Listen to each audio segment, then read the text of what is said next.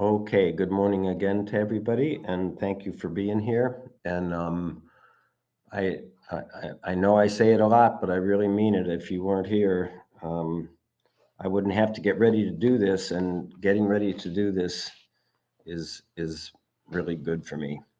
So this is a fun one. This is our session number 9, um, and it's about doubts and scruples, and about his spiritual awakening on the banks of the river Cardoner or Cardonnet, depending on how you would say that.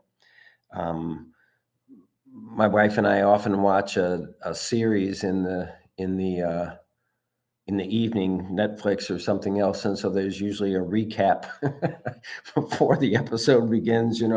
Previously on and whatever it is. So I'm going to do a quick recap to get us up to the point where we'll start talking about doubts and scruples. So you'll remember that Ignatius is born into a noble family. He spends his the whole first part of his life um, lost in personal vanity. Loves to fight, loves to womanize, loves to drink, loves to gamble,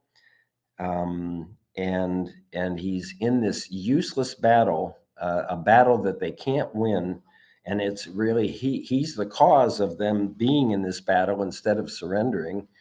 Um, in Pamplona, a town in Spain, and he gets wounded by a cannonball, breaks his one of his legs, and injures the other, and he gets littered back, literally littered in a litter back to the castle, his family castle in Loyola, and um, and then goes through these two horrendous physical procedures. One totally out of vanity. He doesn't like the way his leg looks, and he likes to be a dashing guy, and so he has this bump in his bone cut off, and they don't have anesthesia. They don't have operating rooms. And he almost dies as a result of all this. So when that's done, he's laying in bed and he's got nothing to do, and um, he asks for some books, and uh, he wants is chivalrous romance novels. They don't have any. All they've got is the life of Jesus and the life of the saints. So he starts reading these things, and then he goes through this period where he becomes really sensitive to how he feels, and um, he starts realizing that he has an obsessive, really imaginative mind. And when he obsesses about a woman in particular, he notices that he feels good, but then it kind of ends, and he goes back into this lackluster state. But when he reads the lives of the saints and he gets inspired and encouraged, and when he's done, that lasts longer, and he starts to realize that maybe the spiritual quest is a better experience for him than the worldly vanity, to which he says he suffers. So somewhere along this line, and this is a 9-month period from the wounding to when he finally leaves the castle, um, he makes this decision inside that he's going to make this pilgrimage to Jerusalem. So he leaves the castle, and eventually on his way to the town that we're focused on today is Manresa. On his way and actually he's not headed for Manresa. He winds up there and then stays for a year. Um, but as he's moving from the castle to Manresa, he goes through a period where he gives away his fine clothing. He dresses in a pilgrim's tunic. He's got a begging bowl and a staff, and he just plain dramatically changes his life from the life he was in to the life he's living at that point. So we're picking it up when he's in Manresa, and the first thing he does, which I find interesting, he has a spiritual drill. He has a whole series of things that he's doing in that town on a daily basis, the townspeople consider him a holy man because he's just way different than the other people in the town. He's not associated with a church. Most of the time, these people are associated with a particular church and working within the congregation of the church. Um, but he's not. So the other thing I want to touch on is the uh, notion of consolation and desolation, and you're going to hear this a lot. But I'm just running it through again because what he's going to do when he goes into these scruples, and I'm sure you're familiar the term so and so is unscrupulous.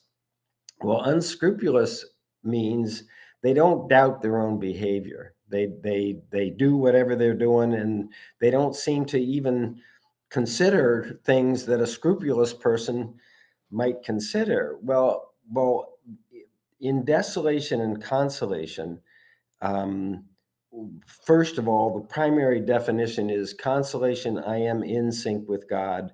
Desolation, I am out of sync with God.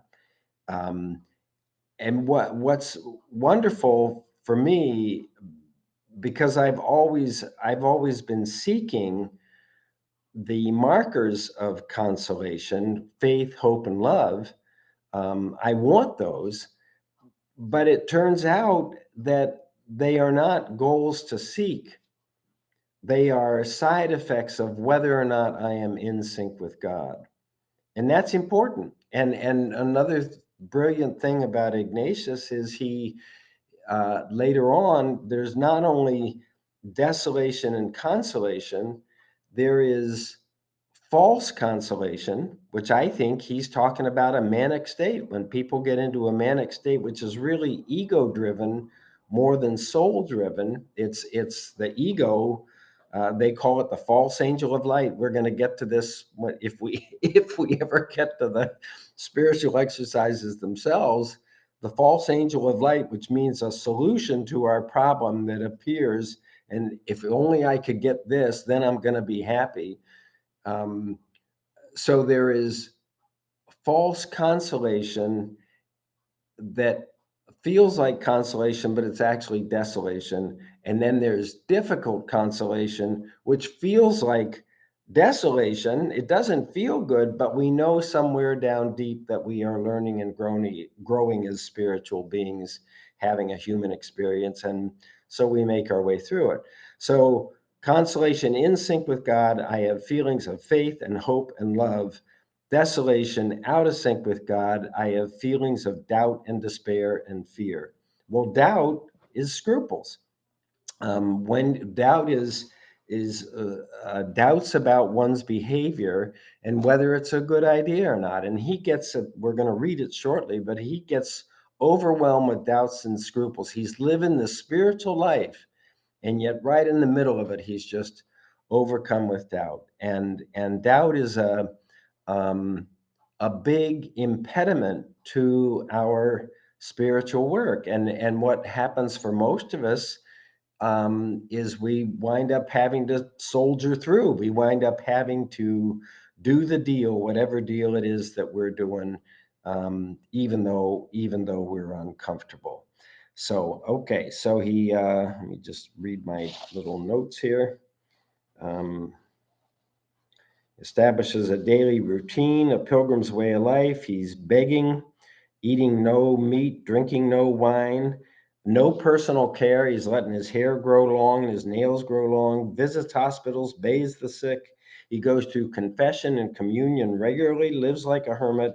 And then all of a sudden, these doubts and scruples come upon him. So, what I'm reading from, you'll remember, with regard, so we have two primary things that we're working with in this series. One is his autobiography, and I recommended this book to you. Um, and the second is the spiritual exercises themselves, which we're going to get to sooner or later. What I'm reading to you is out of this book, which it's hard to get. It costs a lot and it's hard to get. But then this is a combination of studies that people have done on Ignatius after this is his own words. That's important to remember. He dictates this at age 62. His fellow Jesuits prevail upon him to write down his story. So he dictates the story, but he talks of himself um, in the third person. He doesn't say I. He says the pilgrim or he or whatever. So, but what I'm about to read to you is coming from this.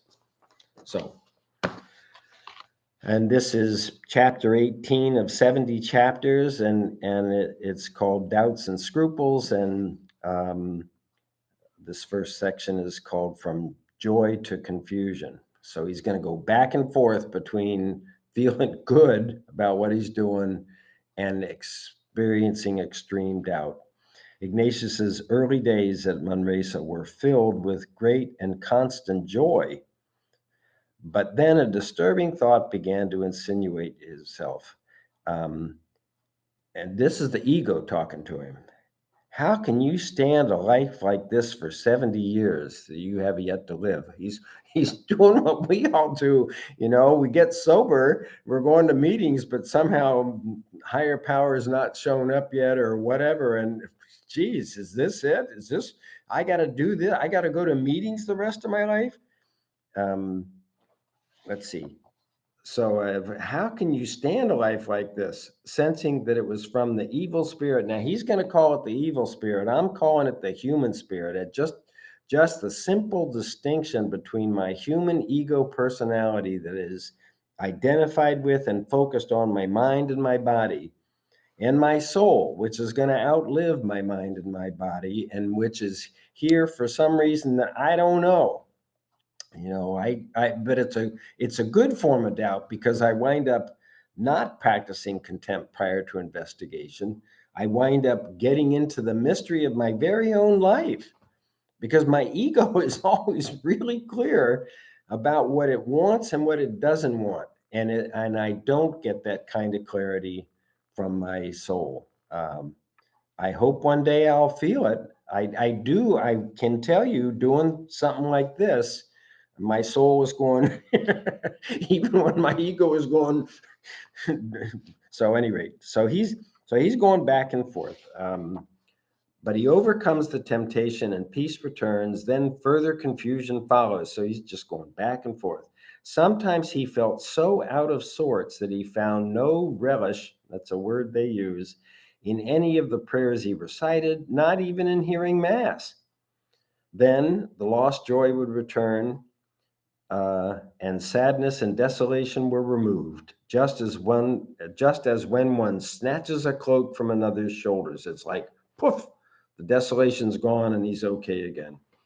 Um, the pilgrim, he's referring to himself, was taken aback by these changes and asked himself, what kind of new life is this?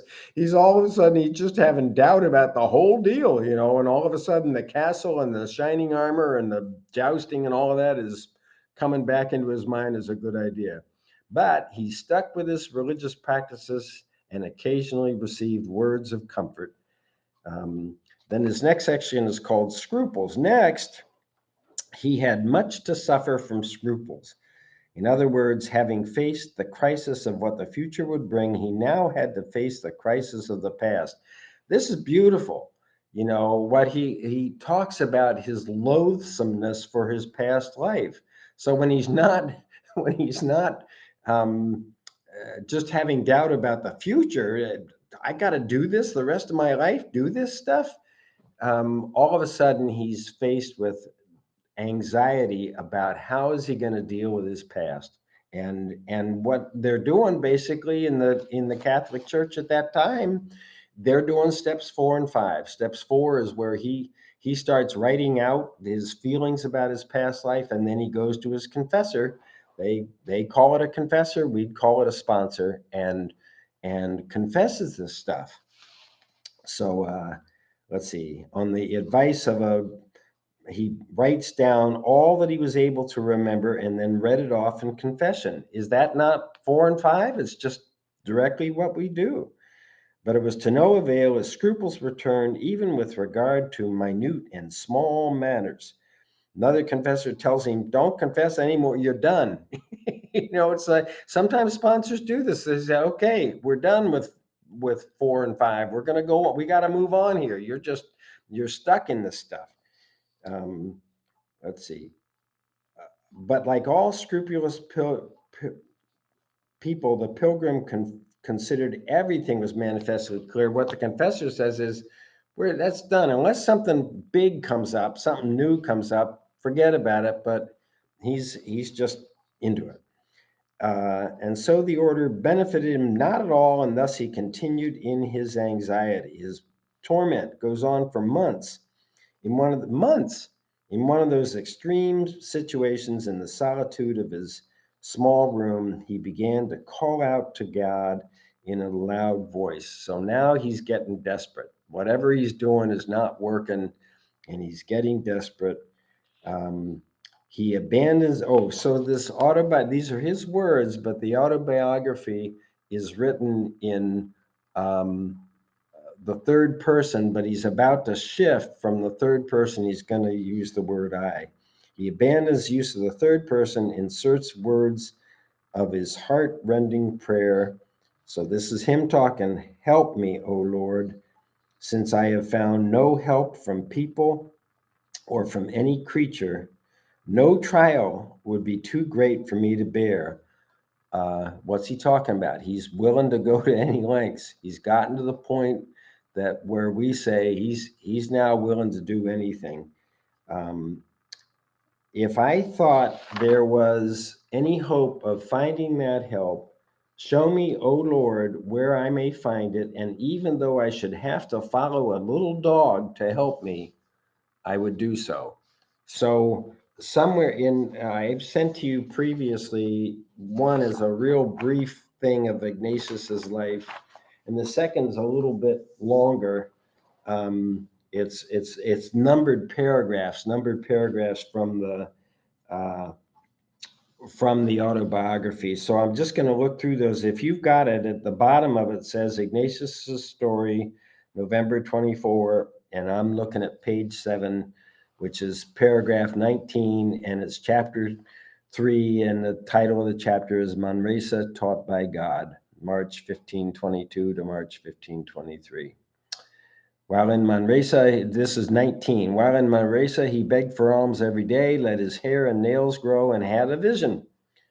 20. He experienced a temptation around the burdensomeness of his life, yet went to Mass daily, read the Passion of the Christ, maintained his soul in peaceful serenity. 21. He began to feel notable changes in his soul, sometimes deep desolation, sometimes consolation. And then we get that definitions I just gave you. Consolation in sync, feelings of faith, hope, and love; desolation out of sync, feelings of doubt, despair, and fear. He asked himself, what new kind of life are we now beginning? Spoke with spiritual persons, demonstrated blah, blah, blah. 22. Now he began to be greatly troubled with scruples, doubts. He was concerned he had not confessed all, guided to do some more, writing, still his doubts plagued him. And then 23 and 24, that's what I wanted to read to you. 23, his confessor ordered him not to confess anything more, but his anxieties continued to plague him, found no cure for his scruples. Several months finally cried out. So this is another version of that. Help me, Lord, for I find no remedy among men, nor in any creature. No task would be too irksome for me if I thought I could get help. Lord, show me where I may get it. And even if I have to follow after a little puppy to get the remedy I need, I will do it. So, uh, so uh, I hit this kind of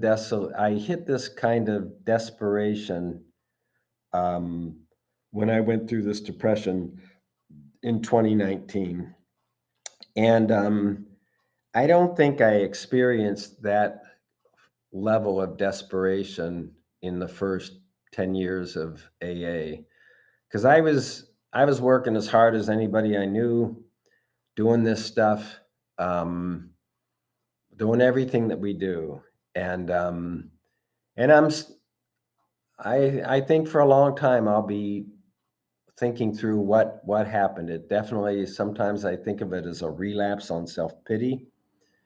Um, I never thought about drinking. I realized what a miracle that was, which is the first level of miracle. Um, I got really focused on the ninth step promise that no matter how far down the scale we went, um, when we see how our experience can benefit another, we get redemption. That was big for me because depression is something that you don't hear us talking about it a lot, um, but it's right there for many people in AA. Depression about, is this what my life's about? Is this it or whatever? Is this as far as that? To say it another way, and this was my experience as well. You get times when you just plain feel stuck. You feel like nothing's happening. You're doing the drill, but you just feel stuck. And I think this depression was just a deepening of that. I'll tell you what was tough about it for me was none of it was new. These were feelings could recognize I'd had all my life, beginning probably at teenage, preteen or teen. Just a form of a feeling of uselessness. I've never thought of self pity, but when you're focused on your inner feelings and feeling bad about what you're feeling, it is self pity. At least for me, it is self pity. It's not that I think of self pity as where somebody else is telling you how bad their life is. I didn't do I didn't do a lot of that for whatever reason. Uh, but it was self-pity, just huge self-focus, inability to look out there, inability to, the alternative is when I get to um, feeling like I'm an agent of my principal instead of I'm trying to run the show. In my own defense, I'm trying to run the show. And uh, I think the first level of miracle in AA for me is recognizing that I'm not interested in drinking, where it was a major focus of my life for a long period of time. The second level, which I'm not sure I experienced before going through this depression. The second level is the my awareness of God's presence and action. Presence and action. That's important. Comes from the presence and action in my life becomes the most important fact of my life. I'm willing to give up everything else, but I'm not willing to give up my awareness of God's presence and action in my life. Um, and then there's this third level and that idea is on page 51, right before the bedevilments. Um, the third level is when I feel I'm on the broad highway, walking hand in hand with the spirit of the universe. Now that's that's what I want. Um, I believe it. I get glimmers of it. Um, so I know it can be true. And, that's what I think. When I feel that, I realize I am living to my primary purpose. And I'm also aware, which I can say I am today, and we do a reading, and the reading comes from the 24-hour a day book. This reading about your life is given you for the training of your soul. That's what it says. This is Oxford Group stuff. You're living here not for your body and your mind, but for the training of your soul. And the question is, what is that? What is my soul here to learn? And I think that's the hardest step 11, praying only for knowledge of why is my soul here experiencing this human life? And then I'll get the power to do what I'm guided to do. And I won't feel overwhelmed by my life. And I will be able, when we get to rules for discernment, our phrase is first things first. Well, the rules for discernment are going to help you determine first things first, and they're going to help you live life on life's terms. So, any rate, I don't know what he's experiencing a level of desperation, and guess what? Right after this level of desperation is going to come this spiritual awakening that he's going to say, now he's only like 32 years old, and he's going to have this spiritual awakening, much like Bill Wilson. Bill's 35 or whatever, but and this spiritual awakening is going to affect him the rest of his life. And I'm going to read you his own words that come out of the autobiography. Okay, so paragraph 23, he's uh, he's experiencing these doubts and scruples. He's getting desperate. He's going, even if I got to follow a small puppy, I'll do it. 24, he was tempted to take his own life, but realized it was a sin to kill himself. He cried out, Lord, I will do nothing to offend you. And he goes on this fast. He decides he's going to neither eat or drink until God has granted his request, unless he was about to die. He's real desperate here. 25. One Sunday after receiving communion, he starts his fast, went through an entire week without putting anything in his mouth, continuing his spiritual drill, praying the divine office on his knees. His confessor tells him to break his fast, soon found he was free of his scruples, doubts about the propriety of one's behavior, but he began to feel a great loathsomeness for his past life, and the cycle began again. He's just going through this one after another. He felt with great clarity of mind that God wanted him to never confess his past sins again. I'm done with 4 and 5. From that day forward, he was free of scruples and knew that that resulted from the grace of God. 26, in addition to 7 hours of prayer, he spent much time helping other souls who came to see him about spiritual matters. The rest of the day, he thought about things of God he had read or meditated on. Often, when he went to bed, great spiritual lights came to him, as did wonderful consolations. He allotted a fixed amount of time each day to converse with God and sometimes set the visions aside.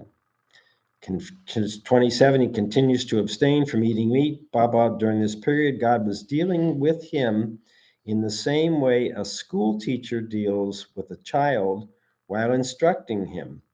This was either because he was thick and dull of brain, or because of the firm will that God himself had implanted in him to serve him. He clearly recognized that this was the way God dealt with him. So I know I've said before, I just lost it. It doesn't matter. Okay. So then we go on to these 5 examples, paragraphs 28, 29, and 30. But I'm just going to skip through them and go to a different version of this. But you'll see these are 5 examples of things that are happening to him during this period. And we're going to be dealing with paragraph 30, fifth. I'll read it.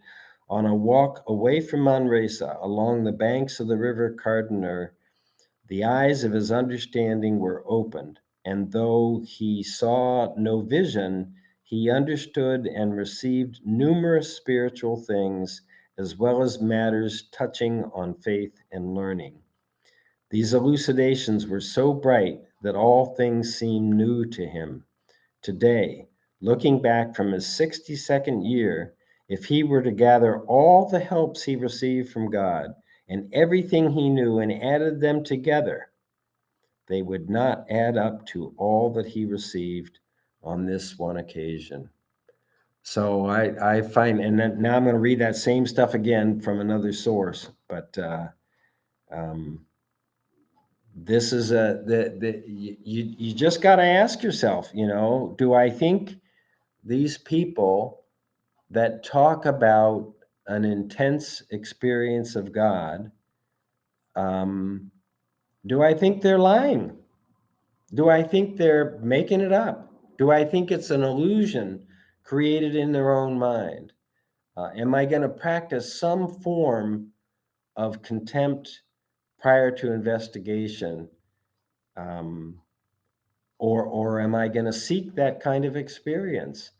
And what's coming in my mind right now is in the middle of this depression, I went to see a good AA friend and I told him what I was going through. And he said, "Have you asked God to reveal himself to you?" My mind goes, huh? You know, um, and I didn't. I didn't. But today, I understand that that is a powerful prayer because all of these people that have experienced God, and particularly these Jesuit people, are going to tell you, yeah, and we have no way of knowing this. God wants you to experience God's love. God wants to communicate with you more than you want to communicate with God, you know? Um, and the question is, do I believe him or not?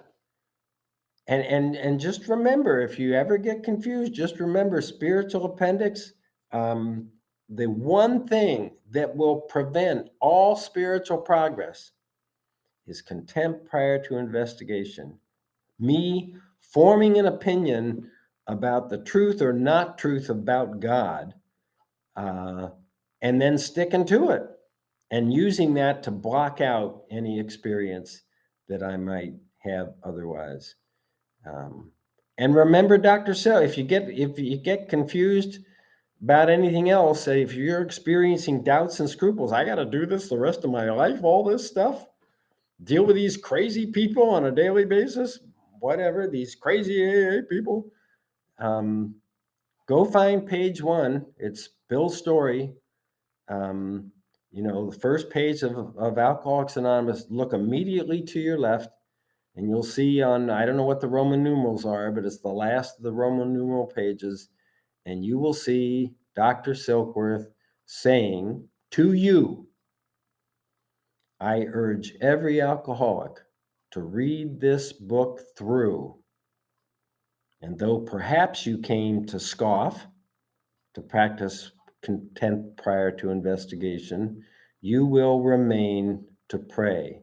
This is a medical man telling you, he said earlier, talking about the mind and the body, I got a lot of training and a lot of experience. You start talking about God, and I'm way out of my league. And then this is his closing words to us: learn how to pray. And I'm telling you, I wonder, and we are, step 11, I believe, is our asking God to reveal your will for my life. No different than ask God to mold my ideals and help me live up to them. Same stuff. So when my friend was saying, have you asked God to reveal?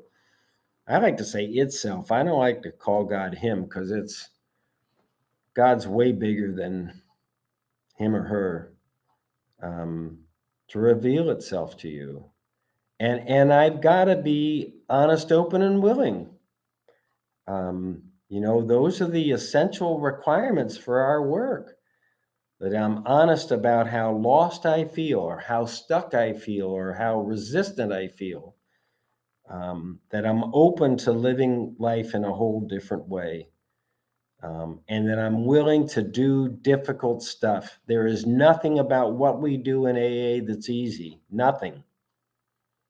Even going to meetings, and listening to all these sick and crazy people talking about crazy stuff, you know. Um, And it just plain takes a while. If you get confused, go to page 84 and read the first paragraph of step 10. You know, this is not an overnight matter. It should continue for our lifetime. Keep doing what you're doing. Um, Oftentimes, sponsors will ask the person they're working with to write down on paper some of the worst moments of your life when you felt as bad as you've ever felt during your whole life. And anytime you're experiencing scruples about what you're doing, doubts about what you're doing, pull out that piece of paper, read it, and ask yourself, am I feeling better today than I was back then? And if your answer is yes, I'm feeling better today than I was back then, why in God's green earth would you quit doing what you're doing that got you from there to here?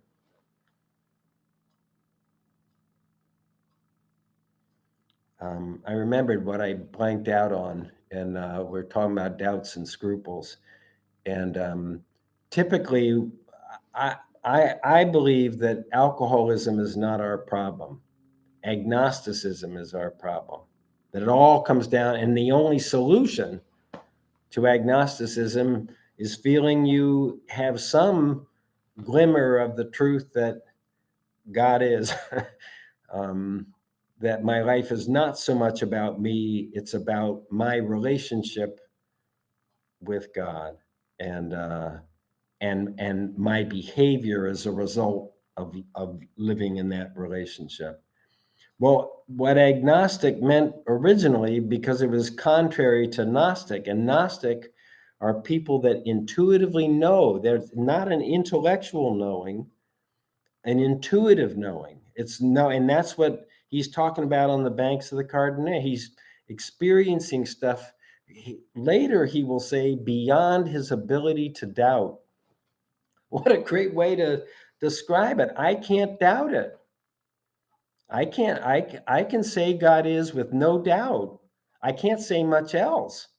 Um, but I can say they're not lying. This is the truth. Anyway, the original definition of agnostic was not doubt about whether God is or whether God isn't. The original definition was it is impossible to prove or disprove the existence of God with the human mind. Intellectually, you can't prove it or disprove it. And the only answer is get out of your mind. You're driving me right out of my mind. Good. Okay, so I'm going to finish up with reading, and now I'm back to this book again. They just flesh it out a little more, and this is this is called on the chapter is called on the banks of the Cardoner, 1522. Um, okay.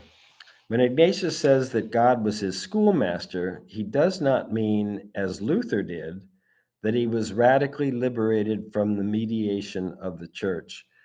So I haven't had a chance to do this yet, and I'm hoping to do it next week. Martin Luther is protesting the practices of the Catholic Church at the very same time that Ignatius is going through this stuff. Just blows my mind. 500 years ago. Um, and and what Luther was saying is, we don't need you guys. the the church is saying, if you want to get to God, you got to go through us, and you got to do the stuff we're telling you to do, and which is not what AA says, by the way. What AA says is, ain't going to work through us. You got to get your own relationship. We're here only to try to help and support that relationship with your higher power. Any rate, so what they're saying here is, um, he does not radically liberate himself from the church. To the contrary, he's right in the thick of the church, and he's doing everything the church tells him to do.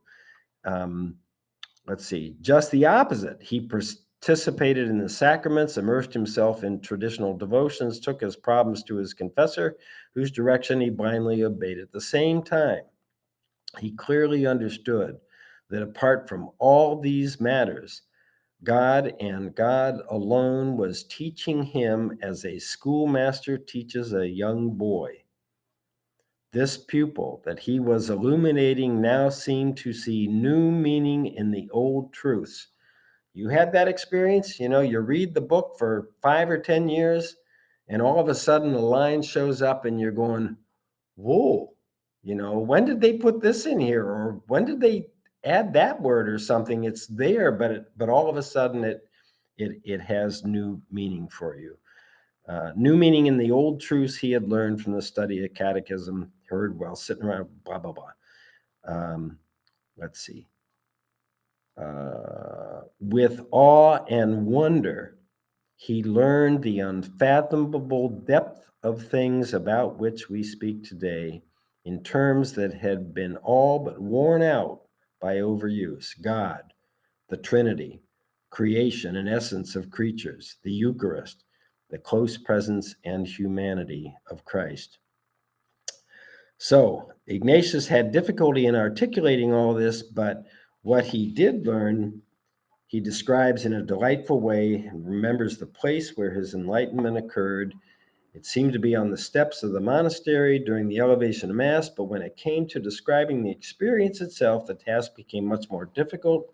Elevation of his spirit, seeing with an inner eye of the soul, visual but non-audible images, were all accompanied by great joy and consolation and followed by such sobbing and uncontrollable tears. He's a very emotional, passionate man, and not afraid to cry. In fact, his weeping is a sign of good stuff. What God impressed upon his soul, we do not know, but God branded him with a red hot iron because after these visions had ceased, their effects lasted. For the rest of his life, he felt great devotion while praying to the Holy Trinity. All these things he saw strengthened him at the time and always gave him such conviction that if there were no scriptures to teach us in these matters of faith, he would be resolved to die for them merely because of what he had seen. He's ready to go. Um, so we're gonna stop. I'm gonna gong this gong, and we're gonna stop here and have some open discussion. And as always, I thank you for your presence, and I'll hope to see you next week, same time, same station. Bye for now.